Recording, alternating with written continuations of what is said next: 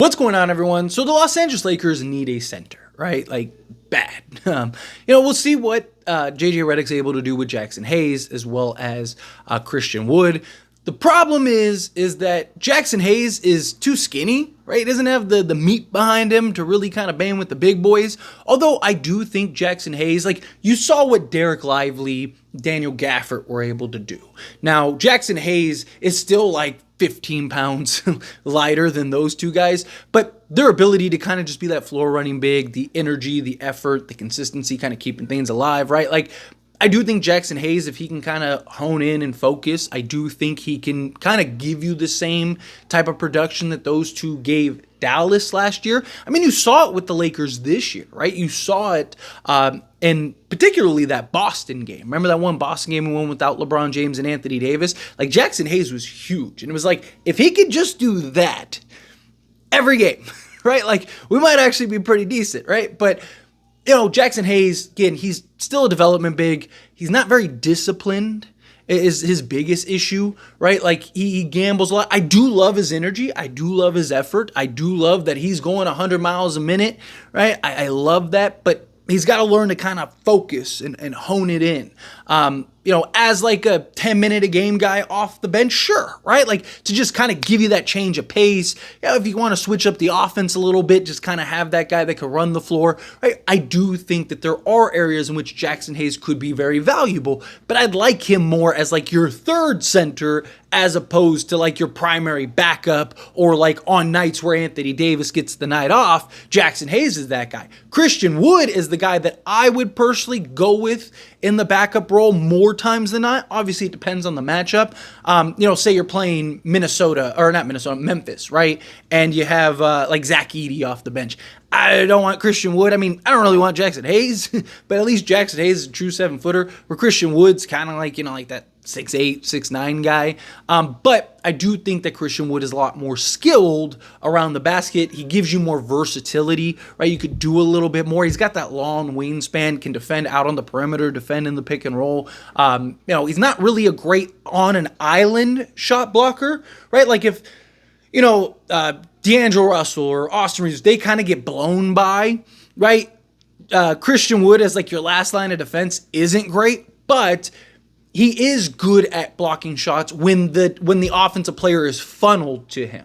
So, if they kind of come by, if D'Lo or Reeves kind of funnel him and push him into Christian Wood, then Christian Wood can kind of clean it up. But I like Christian Wood more for his versatility again, although I think he's probably best as like your power forward.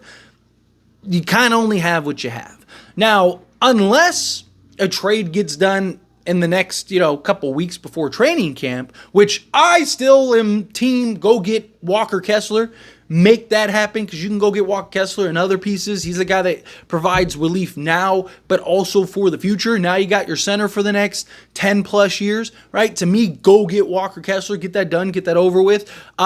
Ivica Zubac just got a new contract with the Clippers, and it's kind of like, man, he would have been perfect. Like, you just let him go. But, can't go back, right? Can't go in the past. But, if you could get that young center, in my opinion, that can come in, be that big body, kind of bang with the big boys, but also he's shown the ability to stretch the floor, make the pass, make the play, do a little bit of everything, right? I really like the potential and immediate impact that Walker Kessler can provide this Lakers team, but his asking price is pretty hefty right now, so we'll see if that maybe potentially comes down. And Utah, look, they love to do deals with the Lakers. Danny Ainge seems to love to do deals with the Lakers because he thinks that the Lakers picks are the best on the market, because he thinks when LeBron James and Anthony Davis leave, that's it, the Lakers are going to be terrible. And he might not be wrong, for being honest, right? But getting new reports coming in that the Lakers are supposed to revisit and go after Jonas Valanciunas once he is able to be available again. So you're looking at, I think it is December 15th, I think is when he can officially become available. So basically you could get him before the trade deadline. Will it be around the trade deadline? Probably more likely. You could do kind of like the Rui Hachimura trade, where like the Lakers, I don't mean trading Rui, I mean where the Lakers ended up trading for Rui, like a month before the trade deadline. Valanciunas could be that. We'll also see what else kind of becomes available on the market, right? A lot of things can change between now and December, January, February, when the trade deadline is, right? You got teams right now that want to be good, that all of a sudden aren't very good, or you get teams that don't want to be good, that all of a sudden are very good. And either way, those teams are kind of like, let's kind of start selling guys off and kind of retool next season. Maybe somebody else will become available, or maybe get somebody for free. Even like a Clint Capella, right? Like I don't like the idea of going and getting Clint now, but once you get towards like the trade deadline, if there's nothing else, Clint Capella's expiring contract, so you kind of just throw him in and have him be that backup, and then his contract expires, right? And you're only having to pay half of his contract at that point, so you're only paying him like $10 million, and then he expires. And if it works, you could just re-sign him to a new deal. If it doesn't work, you just let him walk, and you freed up a bunch of cap space with a bunch of free agents next season. The free agency market next season is shaping up to be much better than it has been the last few years. However, you do get the early, teams get the early chance to sign players now due to the new CBA, and also how many guys sign extensions or new deals and all that stuff. So we'll see, but just at glance, it does look good. Now, Valanciunas, look, he's on a good contract, right? $10 million a year in the next 3 years, right? So you'd have him kind of the long term. You got him kind of long haul. You got your backup, and he can start in a pinch. I like the idea of Valanciunas. He's got the size. He's not a great defender, is the problem. And, even against the Lakers, the Lakers played him immediately off the floor, right? So other teams are probably going to do the same. But, in a backup role, he's fine, right? If you're looking for him to come in and be your answer starting alongside Anthony Davis, I don't really like it. But if you're looking at Valanciunas coming in and slotting as like your backup, and then on nights, again, where Anthony Davis gets the night off, he can come in and go give you, 20-10. Sure, right? Like, that's fine. I'm okay with that. But is Valanciunas willing to do that? Is he okay with that, right? Is that something that he wants to do? Is he looking at it like, no, like, I want to start. I want to be somewhere where I can start, right? Because there's a lot of questions that still need to be answered in that regard. Look, Valanciunas is a guy that can do a little bit of everything out there, right? He can make the play out of the post. You can dump the ball down to him. He can go to work around the rim, right? He can stretch the floor a little bit. He's not like elite or great or anything, but he's good enough to where he can knock them down with some consistency, and teams would have to at least go contest. Big man would have to draw out, which would open the floor for guys. So I do like the idea of Valanciunas, right? He can even make the pass from the top of the key, so you can even run sets where you're drawing out the big, he's getting the ball at the top, and then you just have a bunch of cross-action stuff like that where guys are kind of dumping and moving it around, and he's kind of making the play or initiating the first sequence of events that, start your offense, right? So I do like Valanciunas. I'm not saying don't get Valanciunas. And look, if there's nothing better on the market, then yeah, go get Valanciunas, right? He was a guy that LeBron wanted. He was willing to take a discount for based on reports. So that's also why the Lakers are still so interested in Valanciunas, because LeBron wants him so bad. So the Lakers are looking at it as like, okay, well, let's go get him for LeBron. The thing is like, again, I don't hate it if he's your last option. Like if it's just like, there's not really much in the form of centers on the market, which there kind of isn't right now, right? Like Wendell Carter Jr., I would prefer, but Wendell Carter Jr., again, he's not really a true 7-footer. Do you really want him banging with the big boys? He's got the weight behind him, but like the length and size, right? Like that's kind of question. He's got a good wingspan, but he's not a real 7-footer. However, I would get him. Like if you could get him, I'm not saying you don't. If you could get him, you get him immediately. Just bringing up the questions with him. But even if there's no actual word that he's even really available. Right? Like the Lakers have touched base, like the Knicks have touched base. There's teams that have touched base, but the Magic are kind of just listening, right? It's not really like, we're actively trying to trade this guy. He's actively available. So yeah, make your offers and let's go. No, it's just kind of like, like what you're supposed to do, right? Somebody inquires about a player you have, you listen, right? Because what if they give you something that you can't refuse? Obviously, Walker Kessler, we know, is available.